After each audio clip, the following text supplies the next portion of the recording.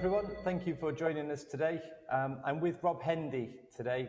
Rob and I have known each other for 20 years, worked together how many times? Help me out. How many times? How many assignments is a better way? Four at least, I think. Yeah, I think there's multiple assignments within that, weren't they? Maybe across 4 different companies or something like that. So we've got a good track record of working together. Rob's background, well, I class him as a transformation expert, but what he does have, which is a little different to a lot of people in the market, he has a strong operational background and a strong commercial background. Underpinning that, his education is also moves into sort of SEMA space, although I don't think he's practiced as an accountant, but I think it's safe to say he knows his numbers. All this really helps when we come to deliver transformation, and he's been delivering transformation for us within the space where organizations deploy engineers on site. So this is what we call field-based workforce, and he's made some really good impact into those businesses. So, but Rob, why don't you introduce yourself? Thanks, Mark. So Rob Hendy, interim consultant. I've been doing this game now for 22 years, and that was following a small but very successful management buyout in financial services, doubling everybody's money in just under 12 months. Why 22 years? I guess because it's really challenging, really fun. It's always interesting. It's absolutely knackering. No one ever says, come and do this job, because it's really easy and it's really straightforward.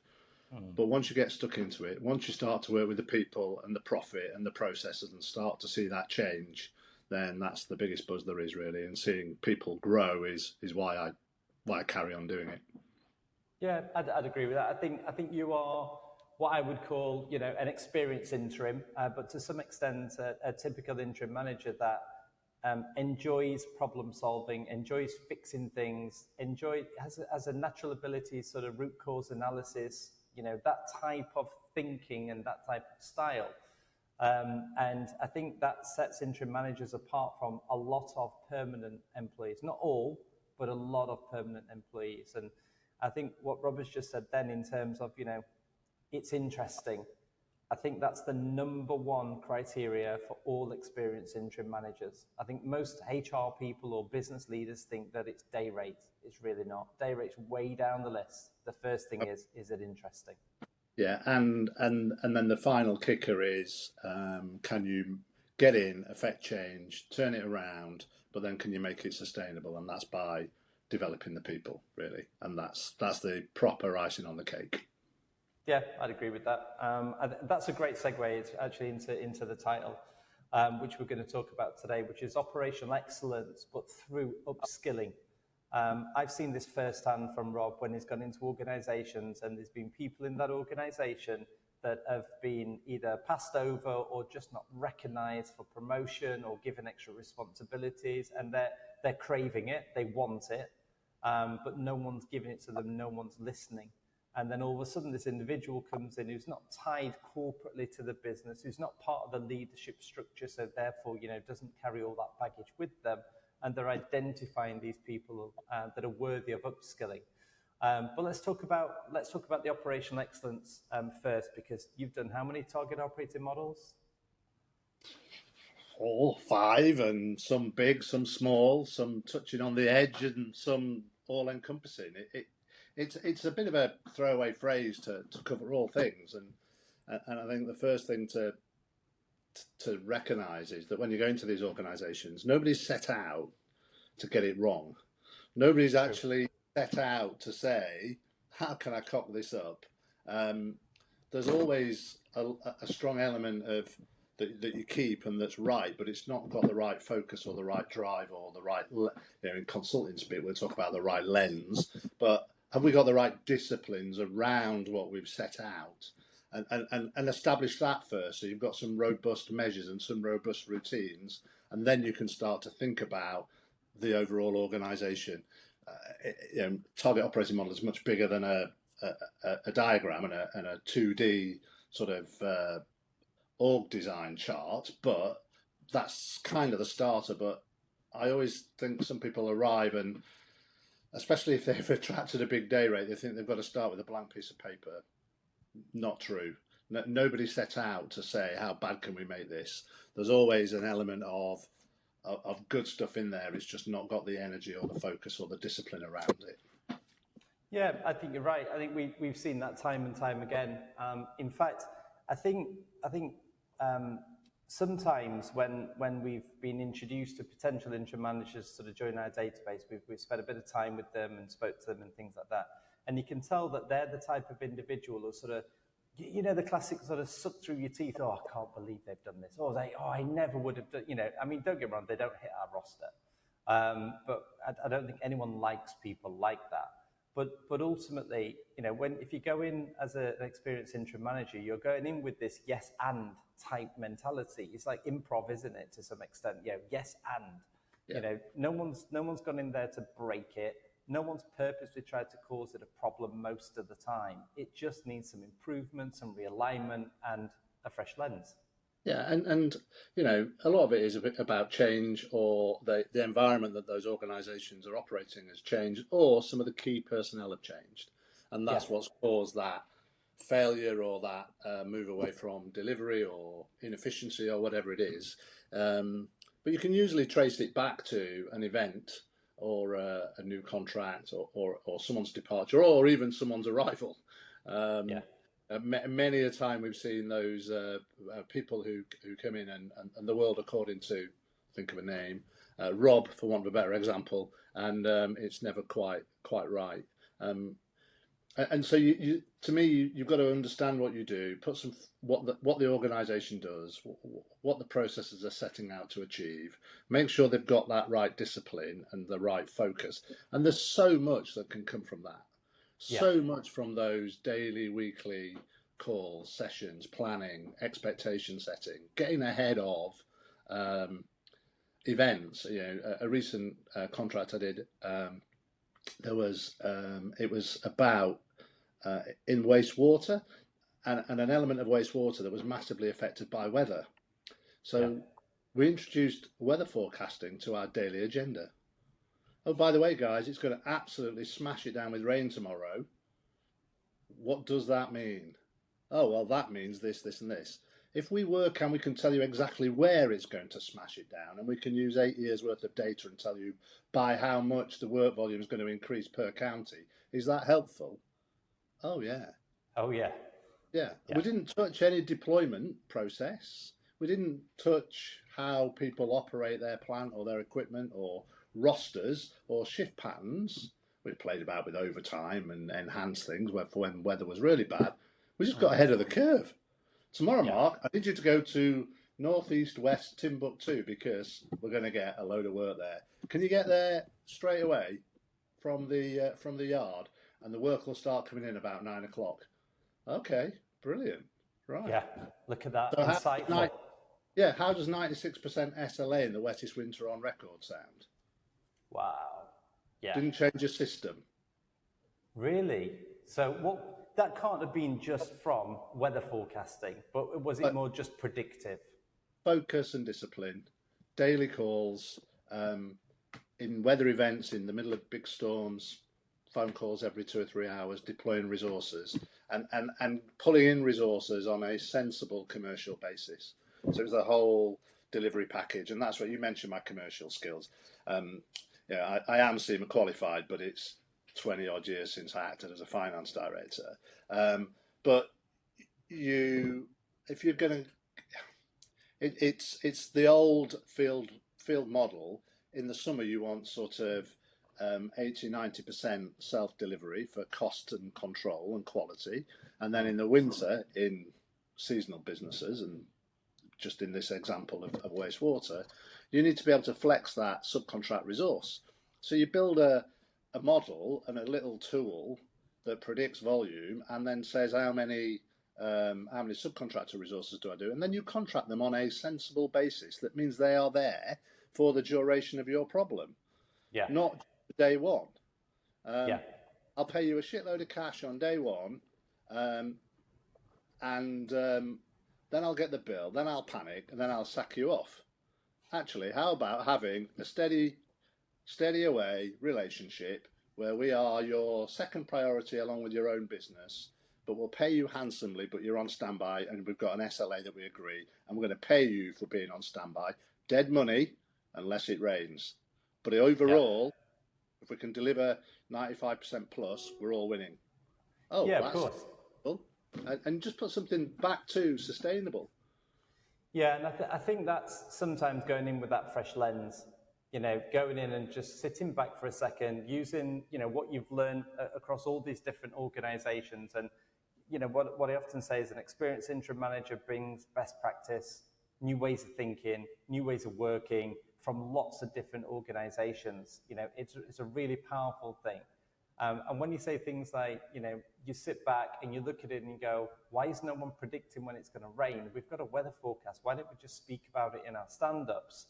That little change makes a difference in terms of the SLA. Fantastic. I don't think there's any... The people bit that comes off the back of that is really exciting, because on that call, you had a range of area managers, varying in abilities, varying in confidence. And so we play the Mets live, I can't remember what it was, meteorological or something or other. And each area manager used to take it in turns to voice over the weather forecast. So you can see the rain coming in from this area of the Atlantic, and we think the weather says that's going to land, the weather forecast says that's going to land over Southampton, Doncaster, wherever, by about 10 o'clock. So we really need to be aware of that. And Jeff, that's your area, so remember that, 10 o'clock, pissing down where you are. Right. And then as we go throughout the day, you can see where it moves across our region and tanks out there. But hopefully by the time it gets to you, Mark, it's fizzled out. So that's Jeff's version. Tomorrow we get Carl's version, and Carl isn't quite as confident or as articulate, but you encourage him and you coach him, and all of a sudden he starts to grow as a person and take part in the role. And again, you've got something that's more sustainable. So if Jeff's not in, Carl says, I'll do it, bear with me, I'll struggle for a couple of words for an alternative to pissing down, but I'll get there. Right. Yeah. On, Carl. And that's what we keep getting, that people participation. And I think if you went back to pure operational excellence and you looked at, customer process of statistical analysis and governance and performance measures and all that stuff, and people is often at the bottom of the list, but people should be at the top of the list because it accelerates everything else that you do. Because I'm one man, right? And I can push and I can drag and I can get people in an office and shut the door and teach them some new words. But it's so much more effective if I've got 5 people all starting to push in the same direction, whether they're team leaders, regional managers, whatever they are. So start there and get them involved in the solution.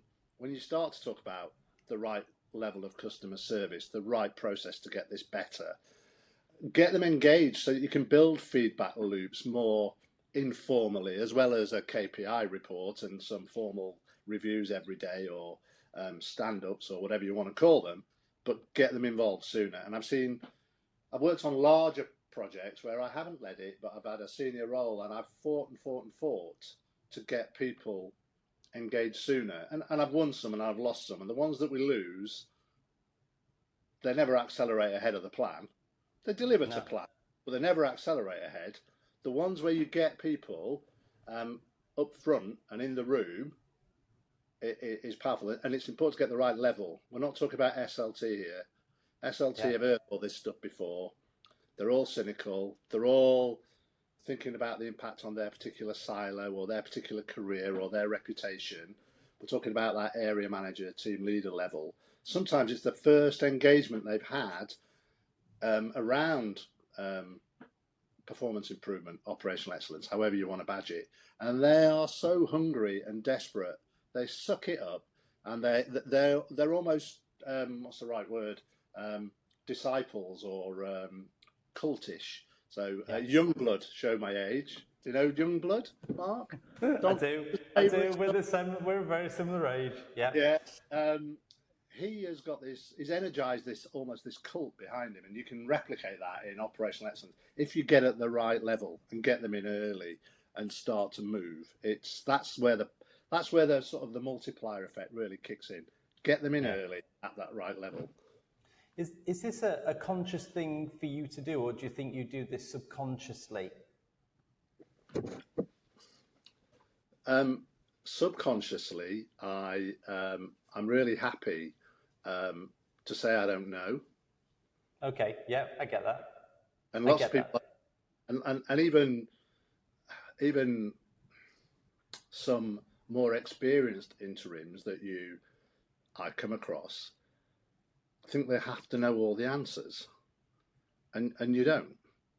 Yeah. You have to know how to get at the answer, and you bring a lot of experience. But actually, pulling out the detail and the knowledge from the people that have been doing it for 20 years is really important. They might be doing it wrong, but there's so much learning in there that they all have something to contribute. And I'm really happy to act daft and to keep asking why. And you said right at the start about root cause analysis almost comes naturally to you. And when I was a kid, I've had lots of nicknames, as you can imagine, but one of them was why. Okay, yeah, yeah. Because that was all I said, apparently, for years. Why? Yeah. And I was always inquisitive. But if you act daft, ask why. The book says 5 times. It never quite works out like that, does it? But you ask why, the people will share with you, and then you say, well, why doesn't it work? Or how would you improve this? You come, and I often do this as well. I'll say, right, you come and sit here. I'll get them up, and we'll walk round the table. I say, right, and here's the fancy pen as well. Right, 20 minutes, what we're doing. Yeah. And you just get this engagement and this support. They've never been engaged in that way because people think I'm a middle, senior manager, SLT, whatever. Therefore, I know everything, and I'm supposed to know everything. Saw that a lot in government. So I flipped into vaccine task force for a period, which was a bit random. But I had quite a senior title. I was onshoring strategy director for the vaccine task force, working with Jonathan Van Tam and Matt Hancock and Sajid Javid and Nadeem Sahawi. Nadeem was our committee or our group chair. And my team, which was about 40 strong, just expected me to know everything. I had to sit them down for an hour and go, I've been cleaning out sewers, fixing call centres, but we'll get the right answer. Yeah. And we did by sucking out their knowledge and framing it and challenging it and structuring it in a way that they could all get behind. And again, so we all start pushing, and I'm become their facilitator almost. So another phrase I like to use is conductor of the orchestra. Can't play an instrument, but I can conduct it. Yeah, and I think without that, it gets lost, or you start hearing too much noise, and it's not together, it's not harmonising, whatever you want to put it, But that facilitator to do that, I think when it comes to upskilling, you raise a really important point, and that is to get people engaged early. These people may not have had any exposure to the SLT at all.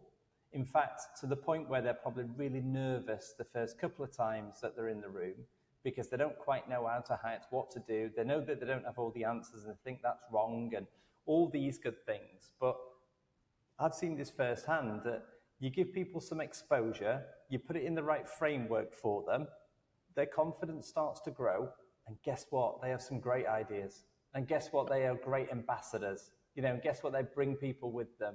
And you must have seen that so many times. And that's why I do what I do. So I also do some coaching on the side, but it's for the same reason. I do it because I'm interested and passionate about people and their development and their growth, and I like fixing businesses. I watched one of your videos with Bob Holt. He's got more money than God, and doesn't do it for the money. He does it for. He really doesn't. No, it does it because it funds his philanthropic exercises and it helps develop people and grow. So that's, I'm in no way comparing myself to Bob, but it's the same motivation. It's getting those people grow. And you just talked about how they pick stuff up and run with it. And the other bit that I use a lot, and it sounds quite theoretical, is the change curve. Yeah. So I did a piece of work years ago now, and I've used it on every gig since.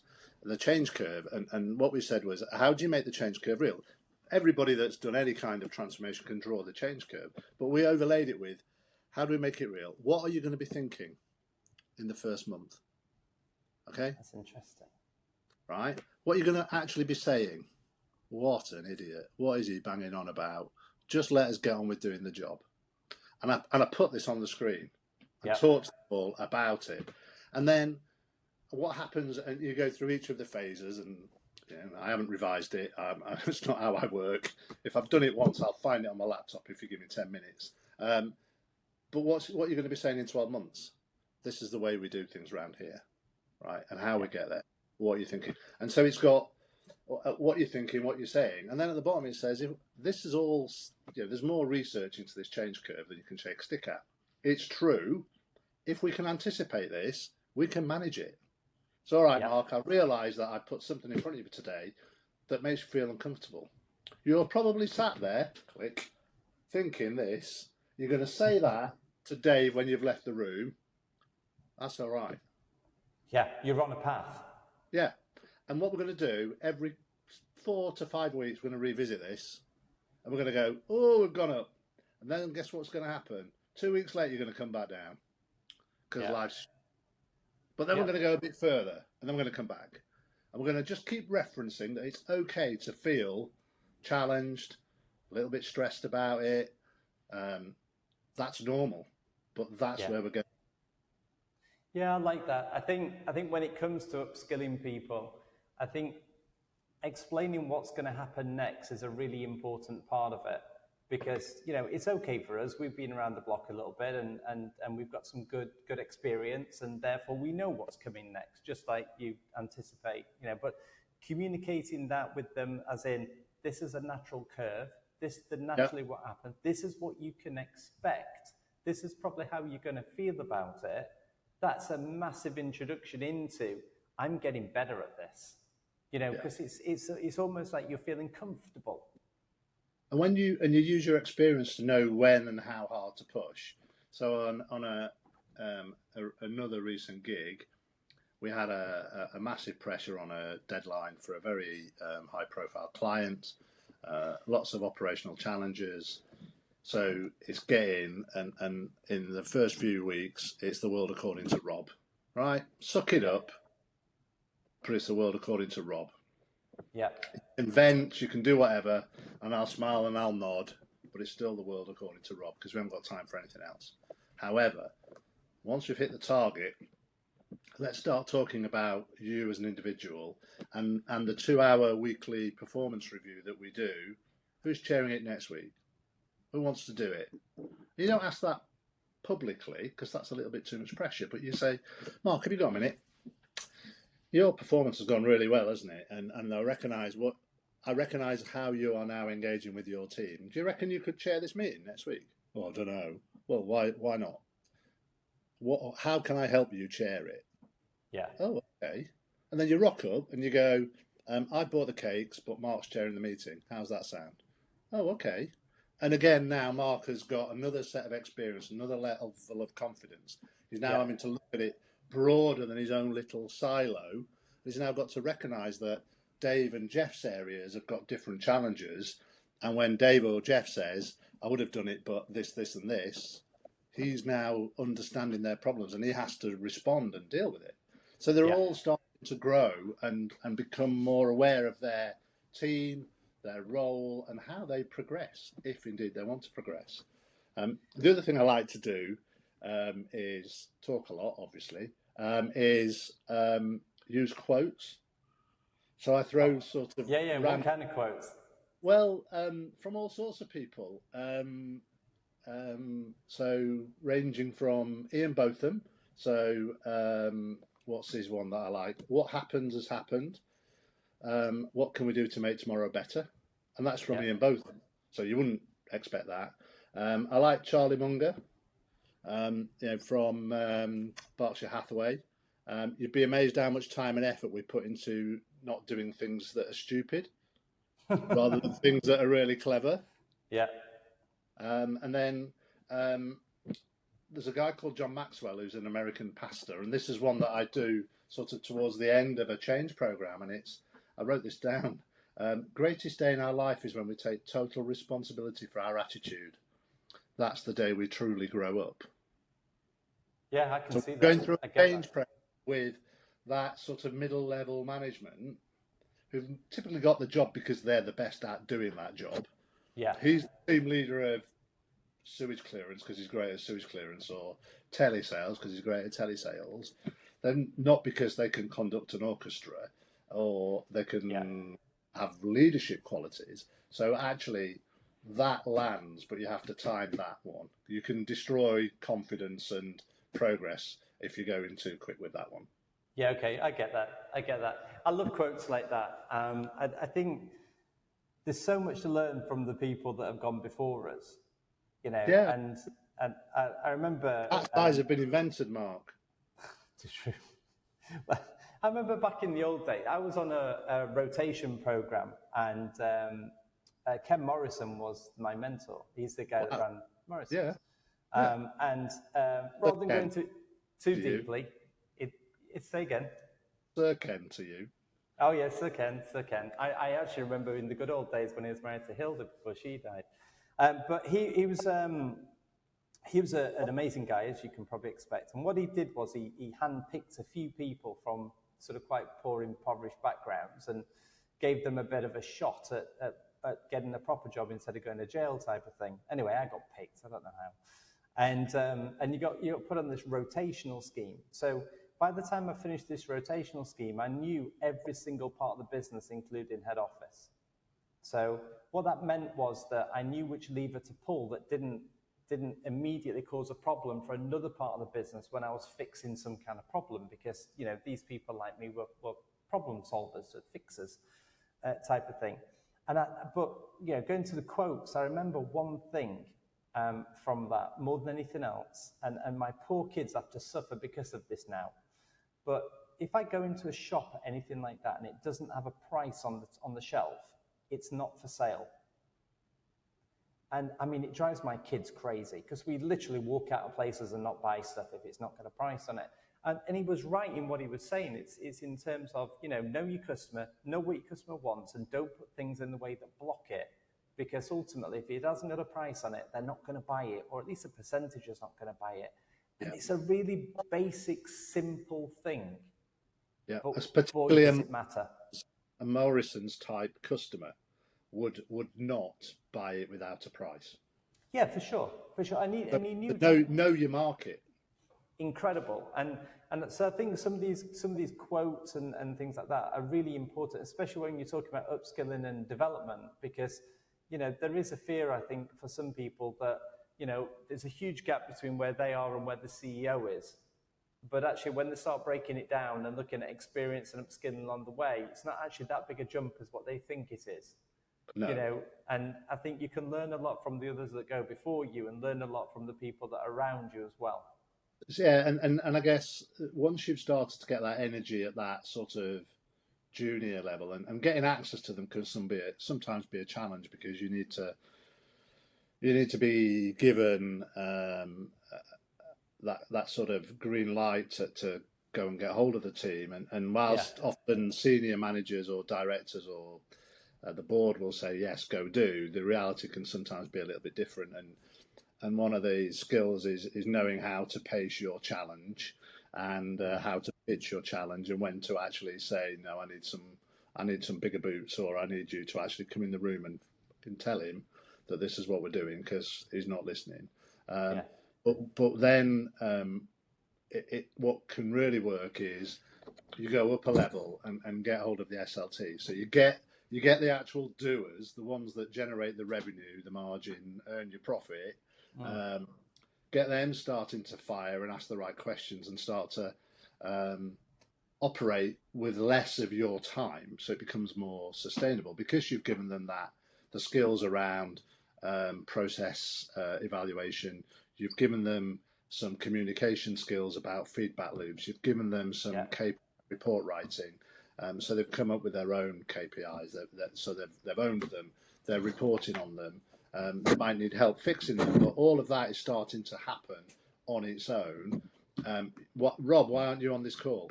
Do I need to be on the call? What have you done? Have you stuck to the agenda? Yeah. What are your actions? This, and this. Did I need to be there? No. Keep it up then.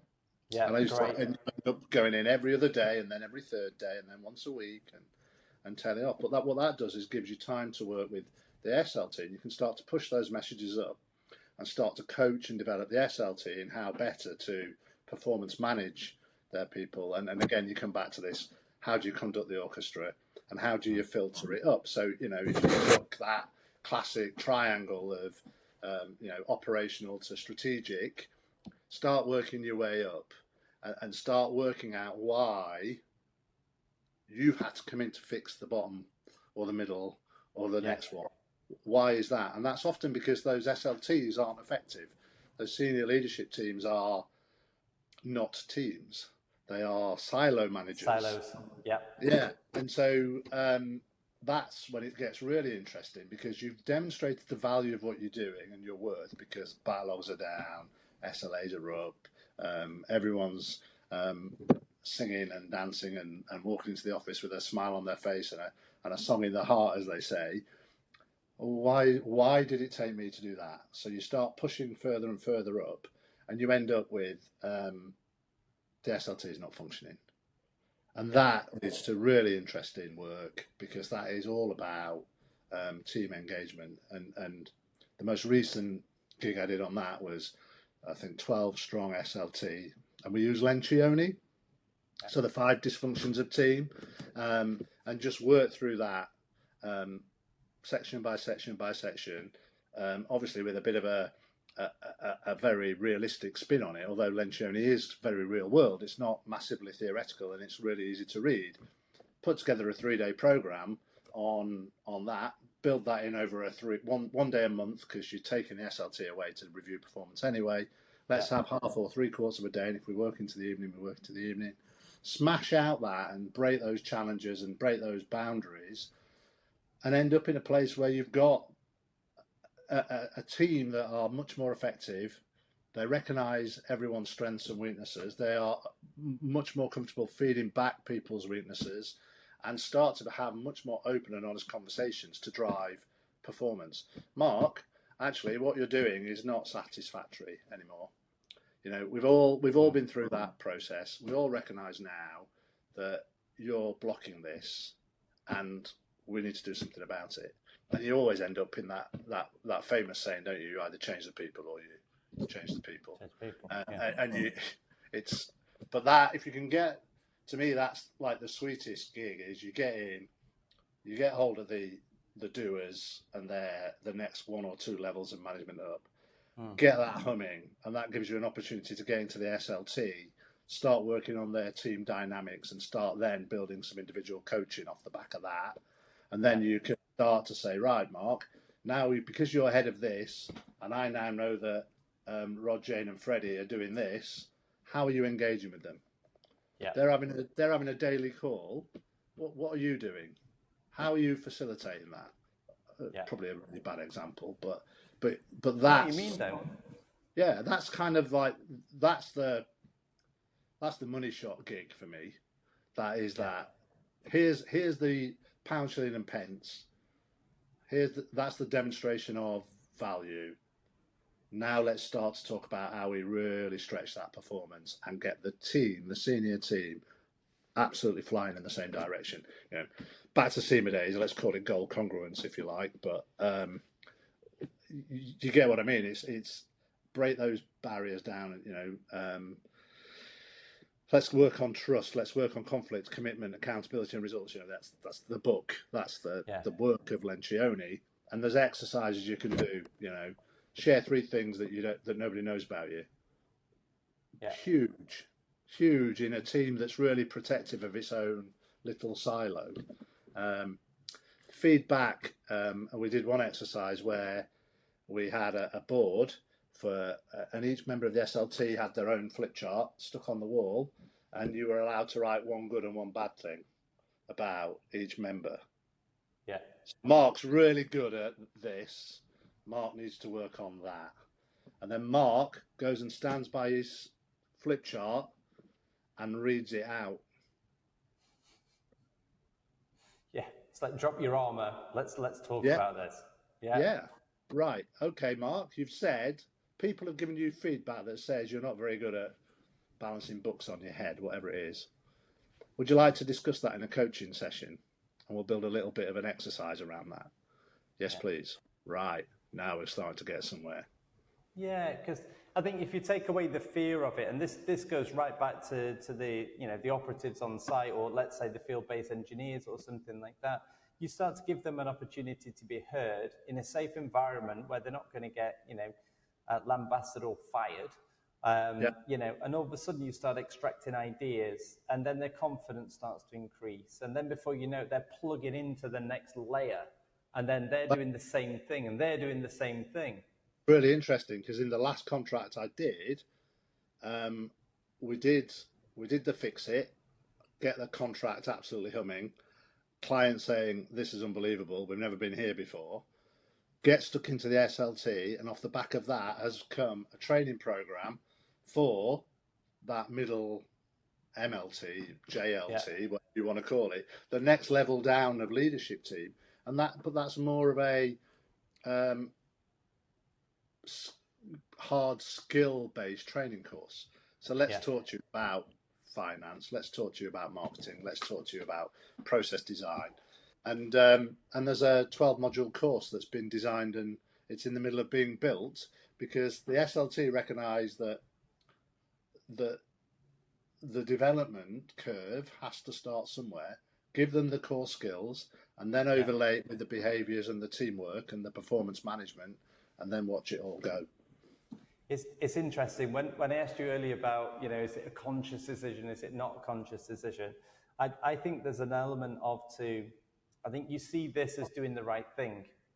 And, I think when you see something as doing the right thing, that's a value set type thing. I think that is subconscious. Well, there's a book. So off the back of one of these programs that I've run, came a coaching session, and one of the guys took it very seriously and started reading around self-improvement or awareness books. And there's a book called The Subtle Art of Not Giving a Fuck. Oh, I've heard of it. I've not read it. Yeah, well, I've got about halfway through, and it's not the easiest read, but I got some nuggets out of it. And it's the big nugget for me was that everybody has worries. Warren Buffett has money worries. They're different money worries to me and different to you, but he still has money worries. And you've got to get over the fact that you're always going to have worries in your life. Yeah. What is important, though, is your values, because they make sure that your worries are appropriate and in the right areas. So you don't worry that you're driving a 5-year-old car because your colleagues / mates are driving a 1-year-old car. That's not the right value set, is it? Yeah. And you said doing the right thing. That's huge for me. That's why I get out of bed in the morning. It's why I run the local cricket club. It's why I sponsor the rugby club. It's why I do all these things, because it's about opportunity for youth is doing the right thing for me. But this book just flips all of that on the head and says, get your values right, accept you're going to have worries, and then just get on with it. Yeah, well, I think that, we're going to go back to upskilling, because that's the original topic, operational excellence through upskilling. And I think that's part of the upskilling. It's not, when we talk about upskilling, we don't just think about, we'll train them to do that part of the job. No, we'll train them to do this part of the job. You don't need an interim to do that.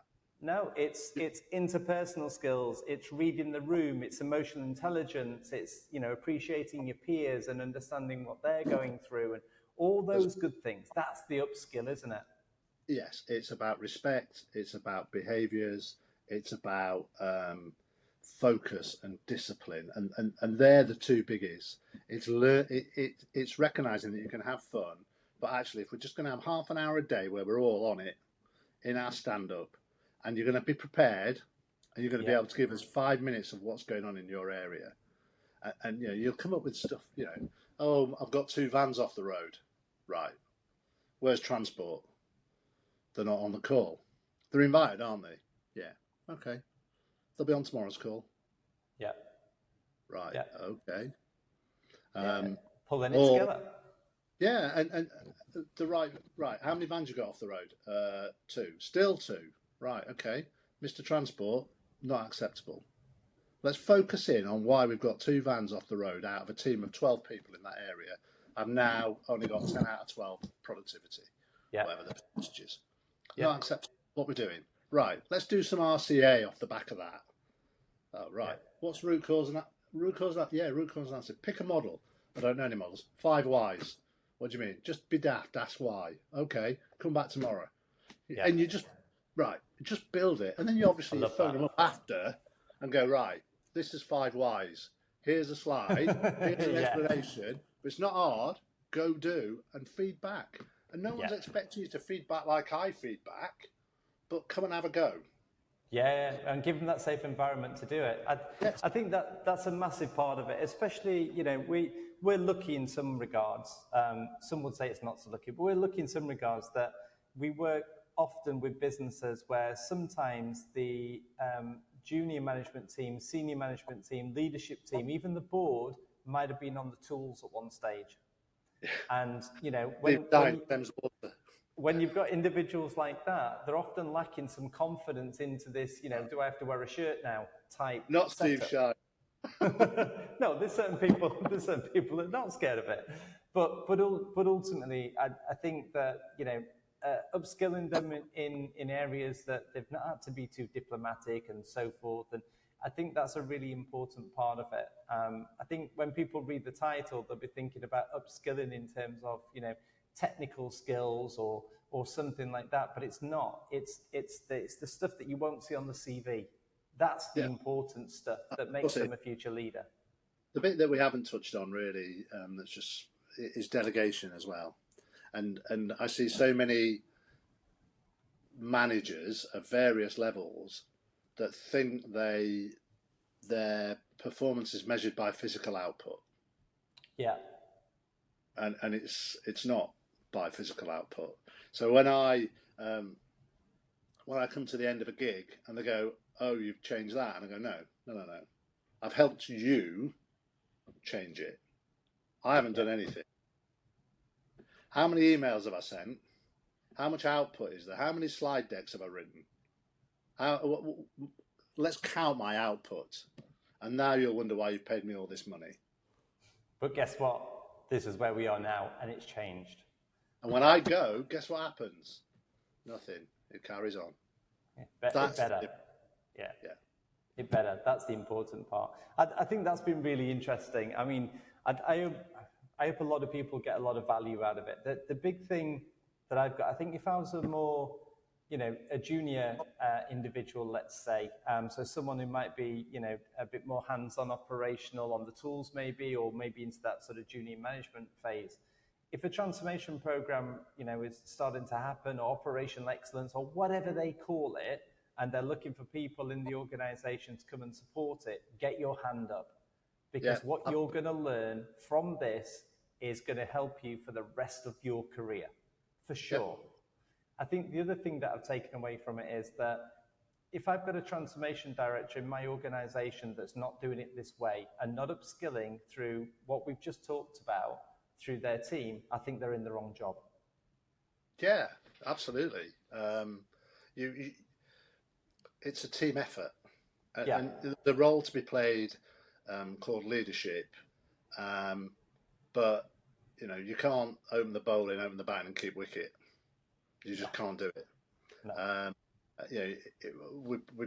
I also share a few sporting images, and rugby's a great one for that. We've got 15 players on the pitch, all with different skills, all different body shapes.